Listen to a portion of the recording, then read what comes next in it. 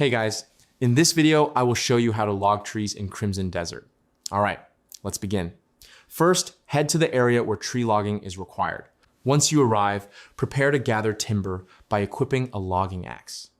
You can equip it through your inventory or by cycling through your equipment slots until the logging axe is selected.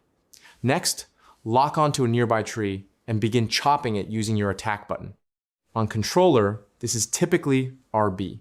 Strike the tree multiple times until it falls. It may take several hits before any visible progress occurs, so continue attacking until it collapses. Once the tree is down, continue striking the trunk on the ground. When parts of the tree highlight, it indicates they can be broken further. Keep hitting the larger pieces until they split into smaller sections. Finally, break down the smaller pieces to collect timber. Repeat this process on other trees to collect more resources efficiently. So that's basically how you can log trees in Crimson Desert. That's it for this video. Thanks.